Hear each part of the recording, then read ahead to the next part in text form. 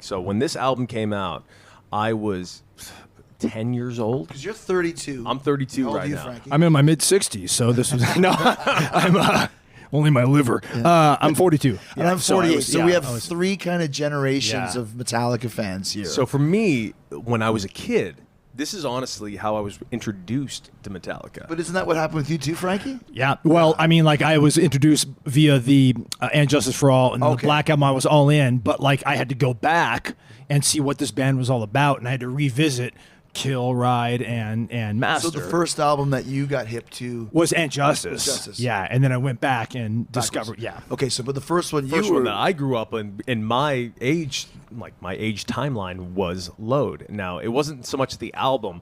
It was, I was introduced to Metallica during that year's, I think this was 1996. Now, I might be off by a year or two. The 1996 MTV Music Awards. And I think it was the same award show that Kiss got back together and did their thing at the... with Tupac. No, that was at a different award Oh. show. They ended the show doing Rock and Roll All Night, I believe, at the Brooklyn Bridge. Oh yeah. And it was badass. But during that show, Metallica played Until It Sleeps live on the show. And of that show, that's what I remember.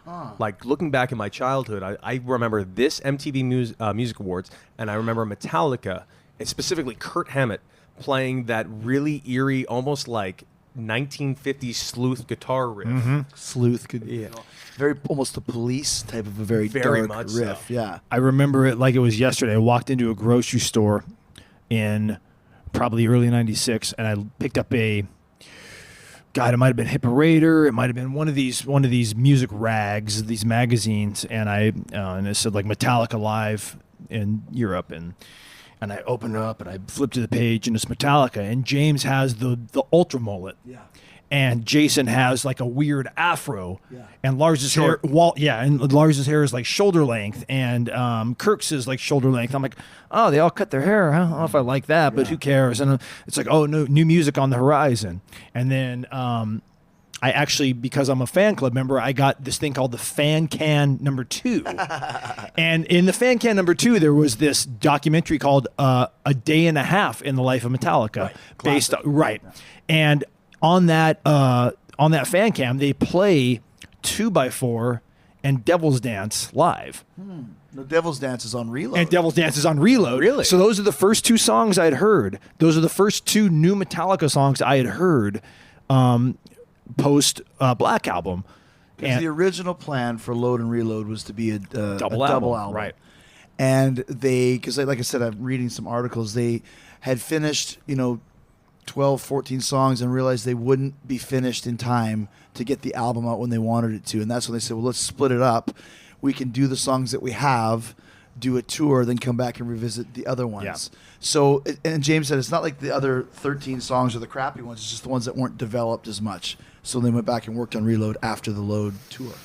Yeah, they referenced that in Some Kind of Monster, where they're discussing what songs to put on Saint Anger, and they're talking about it, and they it's Lars or James, and one of them says, "Is this a song potentially? Right now it's a jam, and I think we could turn anything into a song."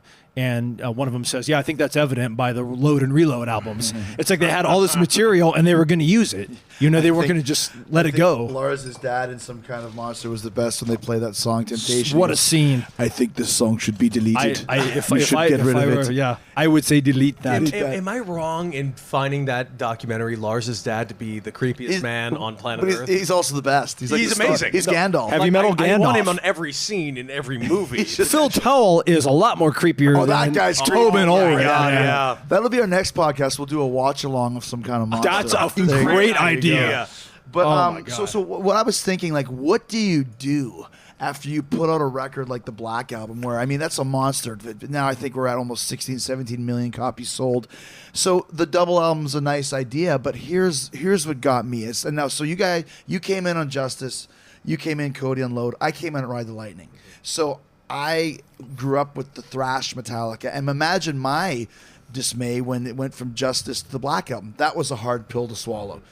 But you really listen to it and realize it's one of the best albums of all time. Fast forward 5 years later, like you said, the first thing I see, because I was working in Japan a lot, was there on the front cover of Burn magazine, and it said Metallica, and they crossed up metal, and it said Rock-Talica. And I was like, well, that's weird, because then you see them all with the short hair. Kirk and Lars have makeup. They're dressed like pimps. Cuban pimp jackets. Cuban pimp and jackets. I kind of like the look.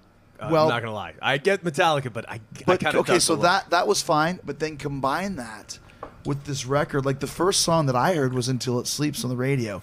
Now, imagine where we're coming from. You're coming from Ride the Lightning and Four Horsemen and frickin' Disposable Heroes to Dyer's Eve to even Wolf and Man and Through the Never, and then it's "Until It Sleeps," and they look like Cuban pimps. It was too much for my metal brain to endure, and I couldn't take it.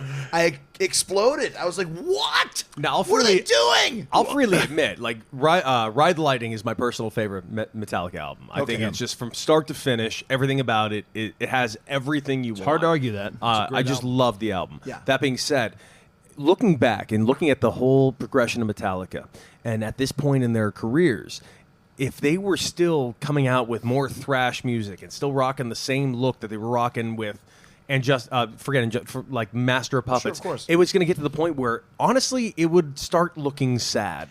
Well, yeah, and like you said, you talk about James's Ultramelt. That looked brutal. I was like, Terrible. Just cut it. Terrible. So Oh, it God. wasn't the cutting of the hair didn't bother me. It bothered me a lot more at the time.